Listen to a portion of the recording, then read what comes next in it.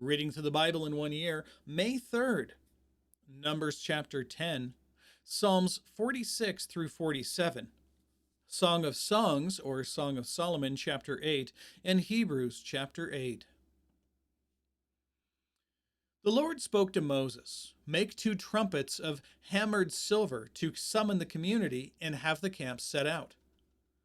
When both are sounded in long blasts," there we go, making sure I don't lose notes. Cool. When both are sounded in loud blasts, the entire community is to gather before you at the entrance to the tent of meeting. However, if one is sounded, only the leaders, the heads of Israel's clans, are to gather before you. When you sound short blasts, the camps pitched on the east are to set out. When you sound short blasts a second time, the camps pitched on the south are to set out. Short blasts are to be sounded for them to set out. When calling the assembly together, you are to sound long blasts, not short ones. The sons of Aaron, the priests, are to sound the trumpets. Your use of these is a permanent statute throughout your generations. When you enter into battle in your land against an adversary who is attacking you, sound short blasts on the trumpets, and you will be remembered before the Lord your God and be saved from your enemies. You are to sound the trumpets over your burnt offerings and your fellowship sacrifices, and on your joyous occasions, your appointed festivals, and the beginning of each of your months. They will serve as a reminder for you before your God. I am Yahweh, the Lord your God. During the second year, in the second month, on the 20th day of the month, the cloud was lifted up above the tabernacle of the testimony. The Israelites traveled on from the wilderness of Sinai, moving from one place to the next until the cloud stopped in the wilderness of Paran. They set out for the second time according to the Lord's command through Moses. The military divisions of the camp of Judah's descendants with their banner set out first, and Nahshon the son of Amminadab was over their divisions. Nethanel, son of Zuar, was over the division of the tribe of Issachar's descendants, and Eliab the son of Helon was over the division of the tribe of Zebulun's descendants. The tabernacle was then taken down, and the Gershonites and the Merarites set out, transporting the tabernacle. The military divisions of the camp of Reuben, with their banners set out, and Eleazar, son of Shedeur, was over their divisions. Shelumiel, son of Zurishaddai, was over the division of the tribe of Simeon's descendants, and Eliasaph, the son of Deuel, was over the division of the tribe of Gad's descendants. The Kohathites then set out, transporting the holy objects. The tabernacle was to be set up before their arrival. Next, the military divisions of the camp of Ephraim's descendants, with their banner set out, and Elishama of the son of Ammihud was over their divisions. Gamaliel, son of Pedazur, was over the division of the tribe of Manasseh's descendants, and Abidan, son of Gideoni, was over the division of the tribe of Benjamin's descendants. The military divisions of the camp of Dan's descendants with their banners set out, serving as rear guard for all the camps, and Ahiezer, son of Ammishaddai, was over their divisions. Pagiel, son of Ochran, was over the division of the tribe of Asher's descendants, and Ahira, son of Enan, was over the division of the tribe of Naphtali's descendants. This was the order of the march for the Israelites by their military divisions as they set out. Moses said to Hobab, descendant of Reuel the Midianite, and Moses' relative by marriage, Reuel the Midianite, "We are setting out for the place the Lord has promised. I will give it to you." This is what the Lord had promised to the people of Israel, not what Moses is promising to Reuel. "Come with us, and we will treat you well, for the Lord has promised good things to Israel." But he replied to him, "I don't want to go. Instead, I will go to my own land and my relatives." "Please don't leave us," Moses said, "since you know where we should camp in the wilderness, and you can serve as our eyes. If you come with us, whatever good the Lord does for us, we will do for you." Then they set out from the mountain of the Lord, on a 23-day journey, with the ark of the Lord's covenant traveling ahead of them for those 3 days to seek a resting place for them. Meanwhile, the cloud of the Lord was over them by day, covering them, keeping them from getting burned by the sun, when they set out from the camp. Whenever the ark set out, Moses would say, "Arise, Lord," or "Arise, Yahweh. Let your enemies be scattered, and let those who hate you flee from your presence."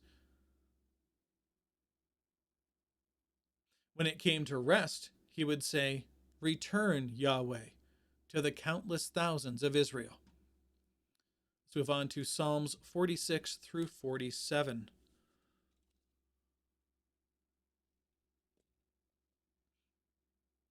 God is our refuge and strength, a helper who is always found in times of trouble. Therefore, we will not be afraid, though the earth trembles and the mountains topple into the depths of the sea. I misread that. Into the depths of the seas, though its waters roar and foams, and the mountains quake with its turmoil. There is a river, and its streams delight the city of God, the holy dwelling place of the Most High. God is within her. She will not be toppled. God will help her when her morning dawns. Nations rage, kingdoms topple, the earth excuse me, the earth melts when he lifts his voice. The Lord of armies, or the Lord of hosts, is with us. The God of Jacob is our stronghold. Come, see the works of the Lord, he who brings devastation on the earth. He makes wars cease throughout the earth.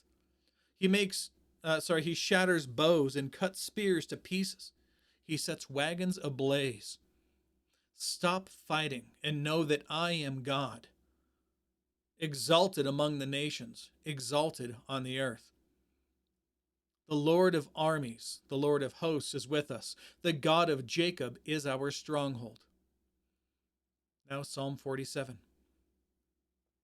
Clap your hands, all you peoples. Shout to God with a jubilant cry. For the Lord, the Most High, is awe-inspiring, a great king over the whole earth. He subdues peoples under us and nations under our feet. He chooses for us our inheritance, the pride of Jacob, whom he loves. God ascends among shouts of joy, the Lord with the sound of a ram's horn. Sing praise to God, sing praise to our King, sing praise. Sing a song of wisdom, for God is king of the whole earth. He reigns over the nations. God is seated on his holy throne. The nobles of the peoples have assembled with the people of the nobles of the peoples have assembled with the people of the God of Abraham. For the leaders of the earth belong to God. He is greatly exalted. Now, Song of Songs, or Song of Solomon, chapter 8.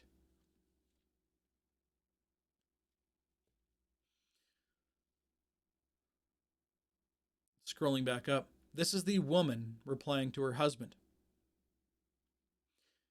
If only I could treat you like my brother, one who nursed at my mother's breasts. I would find you in public and kiss you, and no one would scorn me. I would lead you, I would take you to the house of my mother who taught me. I would give you spiced wine to drink from the juice of my pomegranate. May his left hand be under my head, and his right arm embrace me. Young women of Jerusalem, I charge you, do not stir up or awaken love until the appropriate time. Young women, who is this coming up from the wilderness, leaning on the one she loves?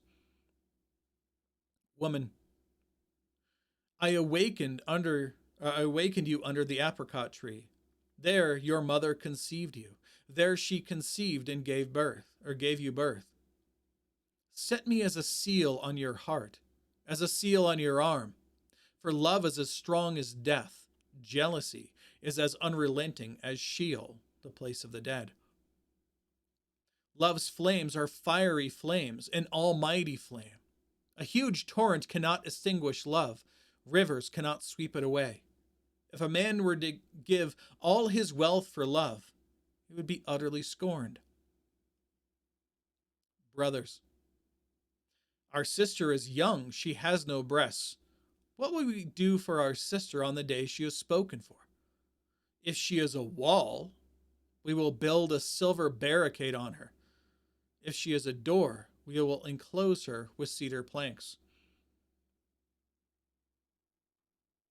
I'm going to read the notes on this because it's a little confusing. So the wall, right? The young woman allays the fears of her brothers by confirming her virginity. Now the towers, this is the silver barricade. The young woman, sorry, I'm getting way ahead of myself. Verse 9, if she is a wall or a door, these are metaphors for for virginity and promiscuity. A wall meaning that, she's not having sex, and a door meaning that she's having sex. The brothers will honor the sister if she is a virgin, but will rein her in if she's promiscuous. This is her response. Verse 10, I am a wall, and my breasts like towers. So weird. Okay, so she's responding. This is the notes on this, the towers thing. She's responding to her brother's claim that she has no breasts. She's like, no, I have giant breasts. Leave me alone. So to him, I have become like one who finds peace. Solomon owned a vineyard in Baal Hamon.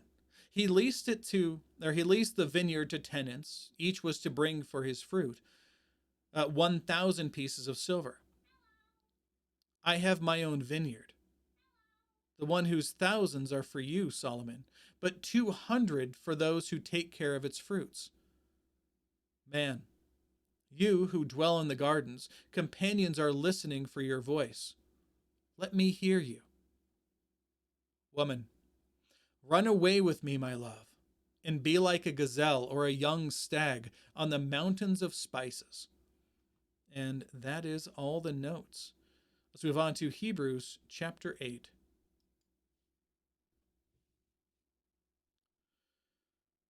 The author of Hebrews continues. Now, the main point of what is being said is this. We have this kind of high priest who sat down at the right hand of the throne of the majesty in the heavens, a minister of the sanctuary and the true tabernacle that was set up by the Lord and not man. For every high priest is appointed to offer gifts and sacrifices. Therefore, it was necessary for this priest also to have something to offer, talking about Jesus. Now, if he were on earth, he wouldn't be a priest, since there are those offering the gifts prescribed by the law. These serve as a copy and a shadow of the heavenly things, as Moses warned when he was about to complete the tabernacle. Quote, for God said, be careful that you make everything according to the pattern that was shown to you on the mountain. Unquote. But Jesus has now obtained a superior ministry. And to that degree, he is the mediator of a better covenant even than the Mosaic covenant, which has been established on now better promises. For if that first covenant had been faultless, if it had been perfect, there would not have been an occasion for a second one. But finding fault with his people who can't keep the law, he says, quote, see, the days are coming, says the Lord, when I will make a new covenant with the house of Israel and with the house of Judah, not like the old covenant that I made. Making sure I don't lose notes. Cool. Again, this is from Jeremiah 31. Now, this is not like the covenant that I made with their ancestors on the day that I took them by the hand to lead them out of the land of Egypt. I showed no concern for them, says the Lord, because they did not continue in my covenant. For this is the covenant that I will make with the house of Israel after those days. This is the new covenant, says the Lord. I will put my laws into their minds and write them on their hearts. I will be their God, and they will be my people. And each person will say to his fellow citizen, and each his brother or sister, saying, know the Lord, because they will all, rather, I'm going to restate that. I missed the one important word, not. And each person will not teach his fellow citizen, and each brother and each his brother or sister, saying, know the Lord, because they will all know me, from the least of them to the greatest. For I will forgive their wrongdoing, and will never again remember their sins. By saying a new covenant, he has declared that the first covenant, is what?